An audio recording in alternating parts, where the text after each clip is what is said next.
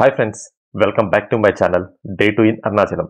Day 1లో Hyderabad to Arunachalam by train ఎలా reach అవ్వాలి, ట్రైన్ డీటెయిల్స్, రూమ్ కోసం మేము పడ్డ ఇబ్బందులు, రమణాశ్రమం అన్నీ ఆ వీడియోలో అయితే కవర్ చేశాను. చూడకపోతే చూడండి, ఇక్కడ ఐకార్డ్లో అయితే ఇస్తాను. ఇంకా ఈ వీడియోలో 14 కిలోమీటర్స్ గిరిప్రదక్షిణ ఎలా చేయాలి, ఎక్కడి నుండి స్టార్ట్ చేయాలి, అష్టలింగాల దర్శనము, ఆ తర్వాత మెయిన్ టెంపుల్లో దర్శనానికి ఎంత టైం పడుతుంది, ఫ్రీ దర్శనం వెళ్ళాలా, 50 రూపీస్ స్పెషల్ దర్శనం వెళ్ళాలా, అన్నీ అయితే ఈ వీడియోలో చెప్తాను. స్కిప్ చేయకుండా ఫుల్ వీడియో అయితే చూడండి. అంతలోపు నా ఛానల్ని మీరు ఫస్ట్ టైం చూస్తున్నట్టయితే ఛానల్ని సబ్స్క్రైబ్ చేసుకోండి. అలాగే మర్చిపోకుండా ఈ వీడియోని లైక్ చేయండి. మరియు ఈ వీడియో మీకు ఎలా అనిపించిందో కమెంట్ చేయండి ప్లీజ్. పరమేశ్వరుని పంచభూత లింగాల్లో ఒకటైన అగ్నిలింగ రూపంలో వెలిసిన అతి మహిమాన్విత క్షేత్రం తిరువన్నామలై అని పిలువబడే ఈ అరుణాచలం. తమిళ వాళ్ళు అరుణాచలాన్ని తిరువన్నామలై అని అయితే పిలుస్తారు. ఇప్పుడు మీరు చూస్తున్నది అలంకరణ మండపం. ఈ అలంకరణ మండపం వెనకాలే రాజగోపురం అయితే ఉంటుంది. అందరూ ఇక్కడ నుండే గిరి ప్రదక్షిణ అయితే స్టార్ట్ చేస్తారు. గిరి ప్రదక్షిణ స్టార్ట్ చేసే ముందు ఇక్కడ కర్పూరం కానీ దీపం కానీ వెలిగించి కొబ్బరికాయ కొట్టి ఆ తర్వాత గిరి ప్రదక్షిణ అయితే స్టార్ట్ చేయాలి. ఇప్పుడు టైం వచ్చేసి ఎర్లీ మార్నింగ్ 3:15 అయితే అవుతుంది. చూడాలి ఎంత టైం పడుతుందో గిరి ప్రదక్షిణ కంప్లీట్ అయ్యేసరికి. ఇంకా పదండి, గిరి ప్రదక్షిణ అయితే స్టార్ట్ చేద్దాం. ఈ గిరి ప్రదక్షిణ మొత్తం 14 కిలోమీటర్లు ఉంటుంది. మనం ఎక్కడ నుండి ప్రదక్షిణ స్టార్ట్ చేసామో మళ్ళీ అక్కడికే వచ్చి ఎండ్ చేయాలి. ఈ గిరి ప్రదక్షిణ చేసే దారిలో మనకు 8 దిక్కుల 8 శివలింగాలు అయితే కనపడతాయి. వాటినే అష్టలింగాలని పిలుస్తారు. ఈ అష్టలింగాలతో పాటు ఇంకో 2 లింగాలు అయితే ఉంటాయి. అవి సూర్యలింగం మరియు చంద్రలింగం. ఈ సూర్యలింగం, చంద్రలింగం అష్టలింగాల్లో కౌంట్లోకి అయితే రాదు. కానీ ఇవన్నీ దర్శించుకుంటేనే గిరి ప్రదక్షిణ కంప్లీట్ అయినట్టు. ఈ అష్టలింగాల్లో మొదటిది ఇంద్రలింగం.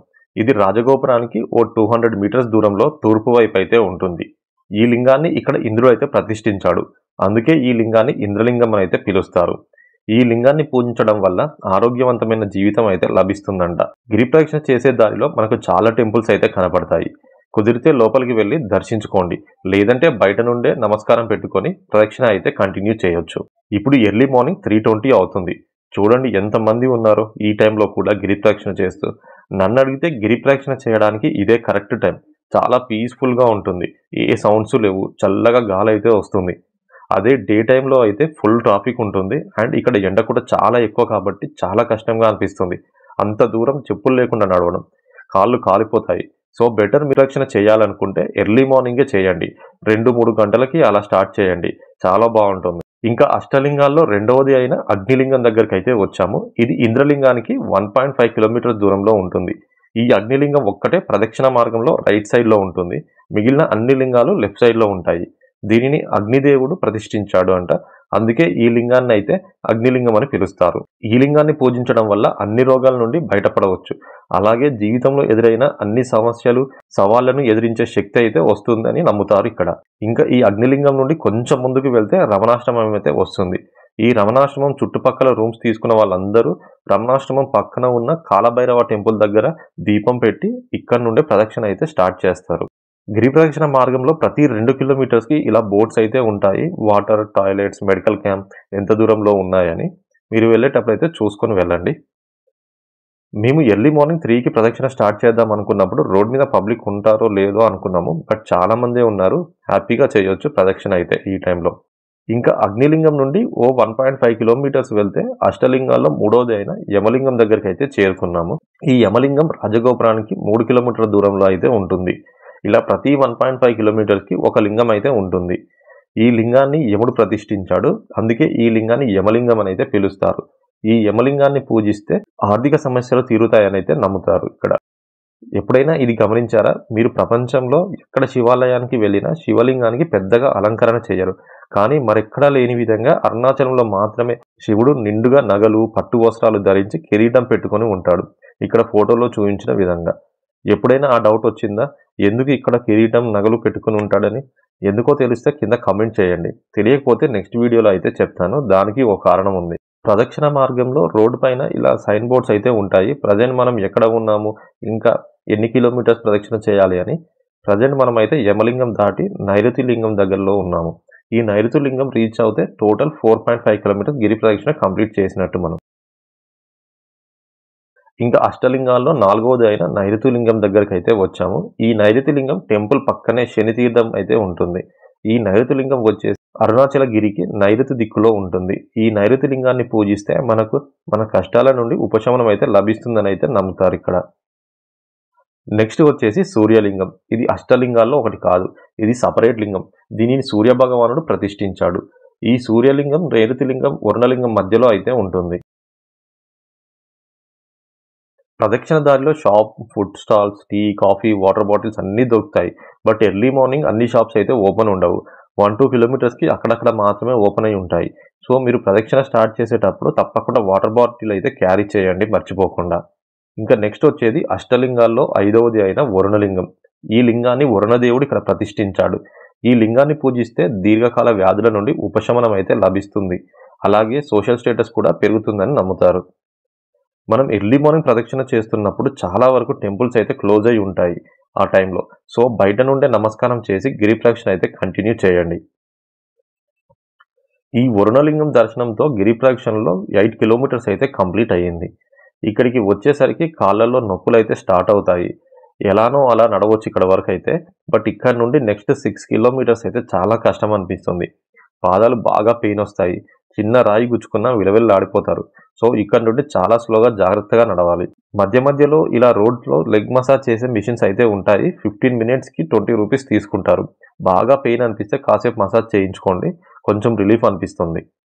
ఇక్కడ నుండి కొంచెం ముందుకు వెళ్తే ఆది అన్నామలై టెంపుల్ అయితే వస్తుంది. ఇక్కడ చూపిస్తున్న దారి గుండా వెళ్తే ఈ టెంపుల్ అరుణాచలం మెయిన్ టెంపుల్ కన్నా చాలా పురాతనమైందంట. మెయిన్ రోడ్ నుండి ఈ టెంపుల్ కొంచెం లోపలికి ఉంటుంది. మేము వెళ్ళలేదు, ఎర్లీ మార్నింగ్ కాబట్టి టెంపుల్ క్లోజ్ అయ్యి ఉంటుందని.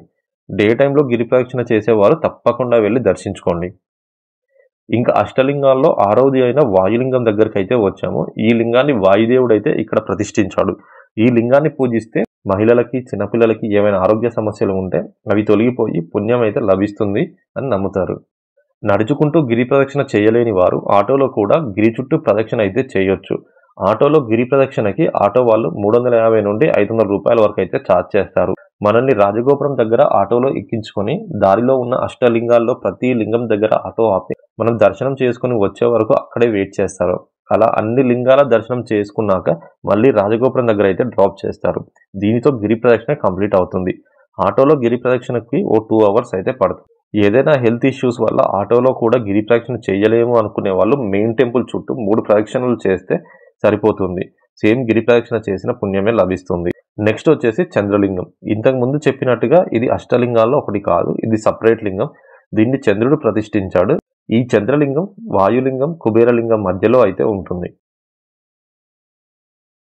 గిరి ప్రదక్షిణ చేసేవాళ్ళు ఎలాంటి ఇబ్బంది పడకూడదు అని ఫుట్పాత్లు మరియు అక్కడక్కడ ఇలా షెల్టర్స్ అయితే ఏర్పాటు చేశారు. ఇంకా అష్టలింగాల్లో 7వది అయిన కుబేరలింగం దగ్గరికి అయితే వచ్చాము. ఈ లింగాన్ని కుబేరుడు అయితే ప్రతిష్ఠించాడు. ఇది చాలా పవర్ఫుల్ లింగం. ఈ లింగాన్ని పూజిస్తే అష్ట ఐశ్వర్యాలు మరియు ఉన్నత స్థితి అయితే కలుగుతాయని నమ్ముతారు. ఈ కుబేరలింగం దాటి కొంచెం ముందుకు వెళ్ళాక మనకు ఈ మోక్ష మార్గం అయితే కనపడుతుంది. ఎంత లావు ఉన్నవారైనా సరే ఇందులో దూరి బయటకైతే వస్తారంట. ఈ మోక్ష మార్గం గుండా వెళ్తే ఎలాంటి ఆరోగ్య సమస్యలు ఉండవని, పునర్జన్మ ఉండదని, మోక్షం లభిస్తుందని అయితే నమ్ముతారు. ఇప్పటి వరకు 11 కిలోమీటర్లు అయితే నడిచాము. 80% గిరి ప్రదక్షిణ అయితే కంప్లీట్ అయింది. ఇంకా ఒక 3 కిలోమీటర్స్ అయితే ఉంటుంది. అష్టలింగాల్లో ఇంకా ఒక లింగం అయితే ఉంది, అదే ఈశాన్య లింగం. ఇంకొక 1 కిలోమీటర్లో అయితే ఉంటుంది. ఇప్పటి వరకు మనం నడిచింది ఒక ఎత్తు, ఈ 3 కిలోమీటర్స్ ఒక ఎత్తు. ఆటోమేటిక్గా మన నడక చాలా స్లో అయిపోతుంది. ఈ 3 కిలోమీటర్స్ దూరానికి ఆల్మోస్ట్ గంట పైనే పడుతుంది. ఇప్పుడిప్పుడే చిన్నగా తెల్లారుతుంది. గిరి వ్యూ కూడా చాలా బాగా కనపడుతుంది. ఈ సర్కిల్ నుండి కూడా గిరి మొత్తం చాలా బాగా కనపడుతుంది. ఈ సర్కిల్ నుండి కొంచెం ముందుకు వెళ్తే అష్టలింగాల్లో చివరిది అయిన ఈశాన్య లింగానికి అయితే చేరుకుంటాము. ఫైనల్లీ అష్టలింగాల్లో చివరిది అయిన ఈశాన్య లింగం దగ్గరికి అయితే వచ్చాము. ఈ ఈశాన్య లింగం పక్కనే యాత్రి నివాస్ అయితే ఉంటుంది. ఇక్కడ ఆన్లైన్లో రూమ్స్ ఎలా బుక్ చేసుకోవాలో స్టెప్ బై స్టెప్ ప్రాసెస్ వివరిస్తూ ఓ వీడియో అయితే చేశాను. చూడకపోతే చూడండి. ఈ ఈశాన్య లింగాన్ని పూజిస్తే మనశ్శాంతి కలుగుతుందని నమ్ముతారు. ఈ లింగం దర్శనంతో అష్టలింగాల దర్శనం అయితే కంప్లీట్ అయ్యింది. ఇక్కడ నుండి రాజగోపురానికి ఇంకొక 1 కిలోమీటర్ ఉంటుంది. రాజగోపురం చేరుకుంటే మన గిరి ప్రదక్షిణ అయితే కంప్లీట్ అయినట్టే. ఫైనల్గా రాజగోపురం దగ్గరికి అయితే వచ్చేసాము. మార్నింగ్ ఇక్కడ నుండి ప్రదక్షిణ అయితే స్టార్ట్ చేసాం కదా, ఇప్పుడు టైం వచ్చేసి 7:30 అవుతుంది. మాకు ఆల్మోస్ట్ 4.5 గంటల టైం అయితే పట్టింది గిరి ప్రదక్షిణకి. డే టైంలో చేస్తే ఇంకో 2 అవర్స్ అయితే ఎక్కువ పడుతుంది. ఒక్కటి మాత్రం గుర్తుపెట్టుకోండి, మనం గిరి ప్రదక్షిణ ఎక్కడి నుండి స్టార్ట్ చేస్తామో మళ్ళీ అక్కడికే వచ్చి ఎండ్ చేయాలి. మార్నింగ్ స్టార్ట్ చేసే ముందు కర్పూరం వెలిగించి స్టార్ట్ చేసాం కదా, మళ్ళీ ఇక్కడికే వచ్చి కర్పూరం వెలిగిస్తే గిరి ప్రదక్షిణ కంప్లీట్ అయినట్టు. గిరి ప్రదక్షిణ కంప్లీట్ అయ్యాక దర్శనానికి వెంటనే అయినా వెళ్ళొచ్చు, లేదంటే గిరి ప్రదక్షిణ చేసి అలసిపోయి ఉంటారు కాబట్టి తర్వాత అయినా వెళ్ళి దర్శించుకోవచ్చు స్వామివారిని. మెయిన్ టెంపుల్‌లో దర్శనానికి ఎంత టైం పడుతుంది? ఫ్రీ దర్శనం వెళ్ళాలా? లేక 50 రూపీస్ స్పెషల్ దర్శనం వెళ్ళాలా? అన్నీ అయితే నెక్స్ట్ వీడియోలో చెప్తాను. ఫస్ట్ టైం మీరు నా ఛానల్‌ని చూస్తున్నట్టయితే ఛానల్‌ని సబ్స్క్రైబ్ చేసుకోండి. అలాగే మర్చిపోకుండా ఈ వీడియోనైతే లైక్ చేయండి. మరియు ఈ వీడియో మీకు ఎలా అనిపించిందో కామెంట్ చేయండి.